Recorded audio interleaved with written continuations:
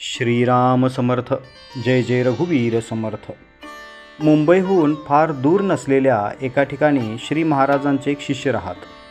मुलाच्या मुंजीचे आमंत्रण त्यांनी श्री महाराजांना दिले व श्री महाराजांनी ते स्वीकारले.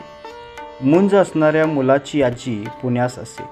त्यांना आमंत्रण करण्यास मुलाचे वडील गेले. त्यावेळी आजी दम्याच्या विकाराने अत्यवस्थ होती. ती 8-10 दिवसांचीच सोबती आहे असे डॉक्टरने निश्चितपणे सांगितले. तेव्हा मुंज पुढे ढकलण्याचा निर्णय घेऊन मुलाचे वडील श्री महाराजांना तसे कळवण्यास गेले. सर्व हकीकत ऐकून घेतल्यानंतर श्री महाराज म्हणाले, आजीला इतक्या लवकर नेण्याची डॉक्टरांना काय घाई झाली आहे. अमुक एक माणूस अमक्याच वेळी जाणार हे छाती ठोकपणे कोणी सांगावे. वेळ प्रसंग आल्यास वेळ पुढे ढकलता येईल असे सामर्थ्य ज्यास असेल त्यानेच फक्त सांगावे. डॉक्टरला आपल्या स्वतःचा उद्याचा भरोसा कुठे आहे, तेव्हा त्याचे सांगणे हे तितकेसे खरे नाही. ठरलेल्या दिवशी मुंज करून घ्यावी. त्याप्रमाणे कार्य नीट पार पडले.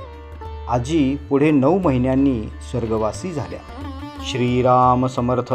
जय जय रघुवीर समर्थ.